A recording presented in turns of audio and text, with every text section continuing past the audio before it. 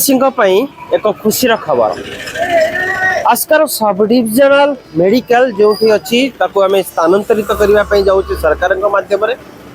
सरकार आज विधिवत भाव एक सुंदर गोटे मेडिकल स्थापन पे आज भित्ति प्रस्ताव देवाई जाऊँच आसिका ठार मात्र 1 किलोमीटर बावनपुर ठारे जो कि आपण मानी समस्त सुविधा रहा गोटे सब डिविजनल मेडिकल गठन होगापाई जहाँ दुर्घटना जनित केस गुड़िक आपण मैंने त्राई पारे जहाँ को आम कहीपर गोल्डेन आवर पाखापाखि 1 घंटा पर्यंत कौन दुर्घटना है जदि आम रोगी को दुर्घटन पीड़ित होता रोगी को आम नहीं 1 घंटा भितर मेडिकल जाकि पहुँची पारे ताहले रोगी बंची जीवार संभावना थाए। आजकल गोटे मूल समस्या थिला कि रोगी को आम जिते बड़े नौलु सब डिविजनल मेडिकल आस्कार जहाँ अच्छी वर्तमान पल्ली छकटार अच्छी से समस्त कौन व्यवस्था सुव्यवस्थित ढंग से ना कौन प्रकार इक्विपमेंट ना से आम बाध्य हो डॉक्टर रेफर कर ब्रह्मपुर को ब्रह्मपुर एमकेसी जो रेफर करते जदि एठी जो गोटे मेडिकल स्थापन होगापी जाऊँगी मेडिकल जदि किसी विधिवत व्यवस्था रखा जदि समग्र समस्त प्रकार सरंजाम रखा डॉक्टर रखा नर्स रखा गोटे मेडिकल आवश्यकता जहाँ रही समस्त प्रकार जदि सुविधा सुजोग रखा ताहले ये जो गोटे मेडिकल नुआकरी गोटे भित्ति प्रस्तर स्थापन करा जाउची तार उद्देश्य लक्ष्य साफल्य हो पार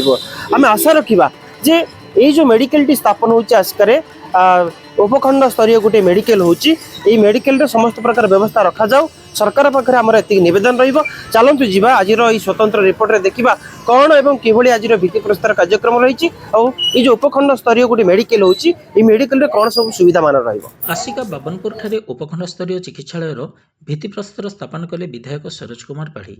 जिलापाल कीर्तिभाषण उपजिलापाल उमाशंकर बेहेरा तहसिलदार संगीता सेन बीडीओ राजेंद्र प्रसाद नायक ब्लॉक भाइस चेयरमैन रेशमा दोरा वरिष्ठ बीजेपी नेता हिमांशु बाबू युवनेता संगीत पाढ़ी संदीप पाढ़ी कविसूर्यनगर ब्लॉक अध्यक्ष वीरेन्द्र खटे समाजसेवी भगवान साहू शिवराम नायक विजय स्वाई निरंजन महांती सत्यवान साहू सरपंच संजय नाहक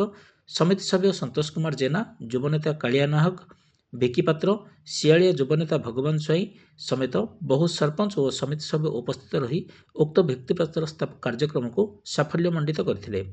मेडिकल भित्तिभूमिर विकास में विधायक स्वतंत्र आग्रह प्रकाश करी पूर्त विभाग पक्षर 43 कोटी टंकार व्यय प्रदान करथिबा नै घोषणा करथिले। एणिकी दुर्घटना जनित रोगी को ब्रह्मपुर रेफर करा नाही एठी ही प्राइमरी चिकित्सा सहित समस्त चिकित्सा व्यवस्था होई परियो बोली कहिसेंती विधायक सरोज कुमार पाढ़ी। 4 महल विशिष्ट यह उपखंड मेडिकल रे आवश्यक डाक्तर सहित उपकरण व्यवस्था भी रहिबो बोली जଣା पड़िछि।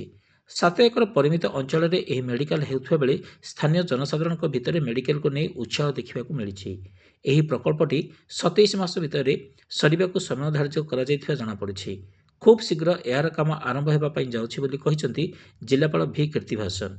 आसिका और आखपाख अंचल पई एही मेडिकल बेस सहायक होई परियो बोली बुद्धिजीवी महल रे आलोचना हेउथबा जଣା पड़िछि। ब्यूरो रिपोर्ट आंचलिक वार्ता।